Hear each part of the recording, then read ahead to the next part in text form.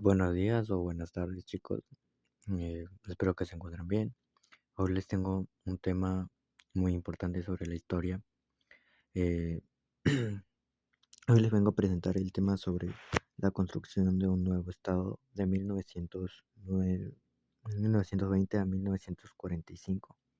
Bueno, tiene un semblanza que después de la revolución de 1910, nuestro país, México, se enfrenta a grandes secuelas de guerra, la de la violencia y la lucha de clases, con una disminución de la población debido a la epidemia de influencia española y la emigración que había sucedido en ese entonces.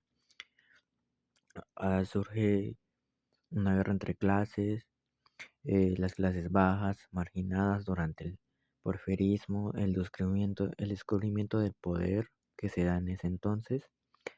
Así es la movilización y la organización para influir en la política de nuestro país, como bien sea en campesinos, obreros y maestros y otros grupos hicieron valer su participación en la revolución para mejorar sus condiciones de vida y eliminar el abuso. Después de todo esto sucede el acceso de Obregón y Calles en 1920 a 1928. Tras el, tras el plan de Agua Prieta en 1920, tales como los líderes sonorenses buscaron acuerdos con jefes militares como Francisco Villa, Saturnino Cedillo y Manuel Peláez, quienes se oponían a Carranza.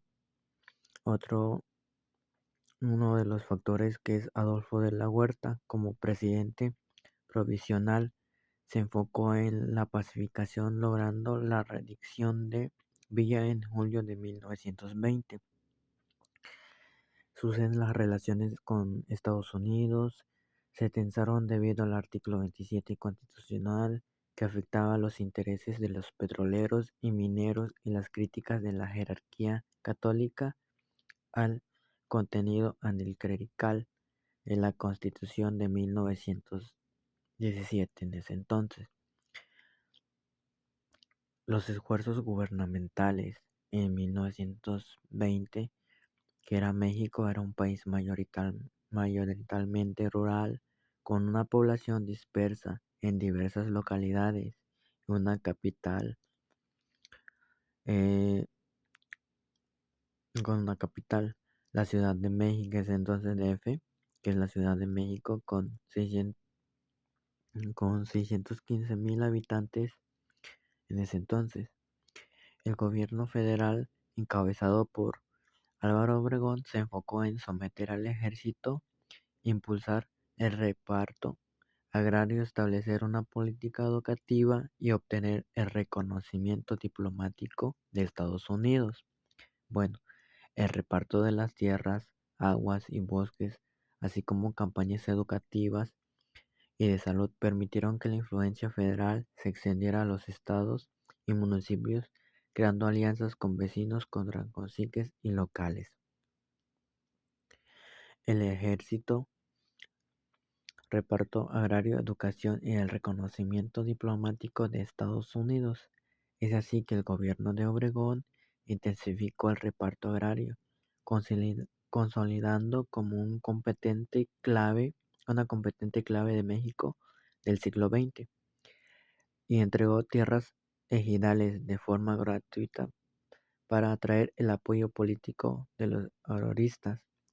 En 1920 sucede la creación de la educación pública, que es la SEP, encabezada por José Vasconcelos, para combatir el analfabetismo y construir una identidad nacional mediante la difusión de la lengua nacional y un modo de vida homogénea.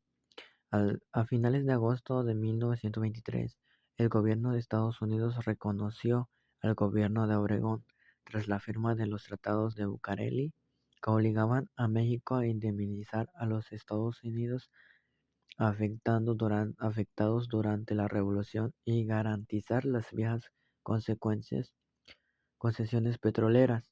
La crisis económica y conflicto religioso y la lucha de la sucesión presidencial. Surge a partir de 1926.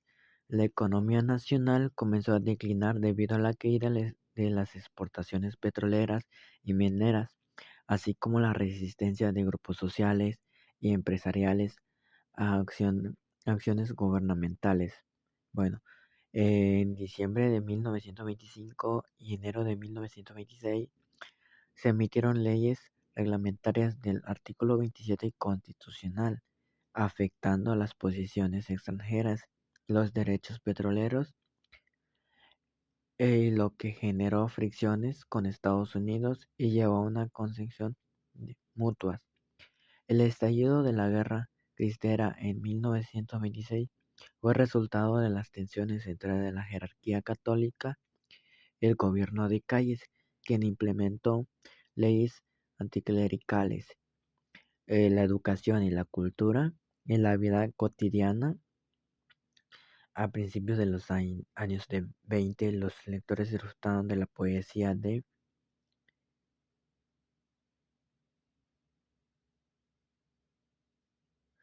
Ramón López Velarde, José Juan Tablada y Francis González de León, entre otros. Bueno, ¿cuál fue el impacto de la Revolución Mexicana y su legado? Bueno, que se establece un referente de la justicia y la democracia, formando una identidad nacional, aunque con resistencia y transformaciones externas a lo largo del siglo XX. Surge la modernización social y la cultura desde los años 40, México experimentando cambios profundos en la estructura social y cultural y política, caracterizado por urbanización y crecimiento económico y una mayor presencia de cultura urbana y de la izquierda política, así como la expansión de la cultura popular y alta cultura. Surge una transformación cultural y artística.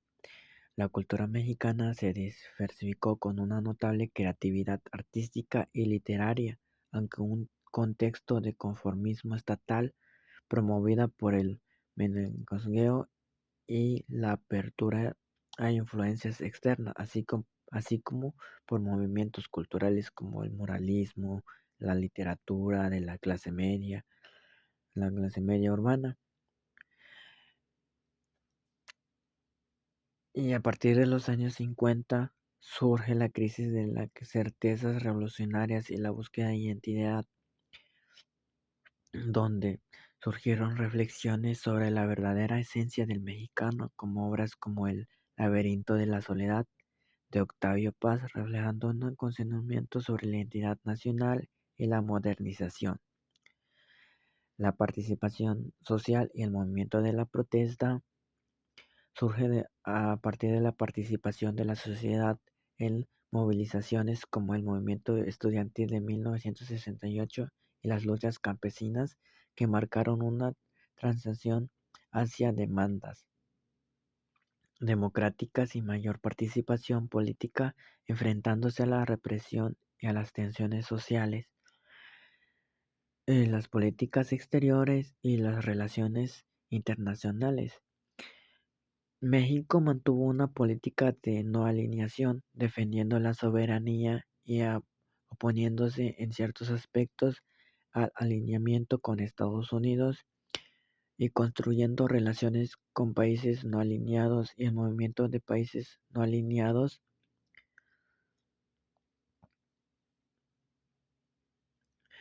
Después de todo surge el desarrollo económico y la estabilidad entre 1945 y 1973, perdón. México anduvo por un camino de crecimiento económico y estabilidad política, impulsando la industrialización, la formación del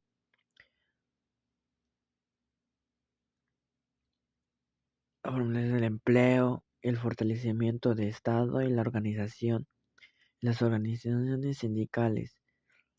La resistencia y las desigualdades persistentes. A pesar de los avances, persistieron desigualdades económicas y sociales y políticas. Además de la resistencia, de ciertos sectores tradicionales y rurales ante los cambios planteados desafiados para el desarrollo pleno del país.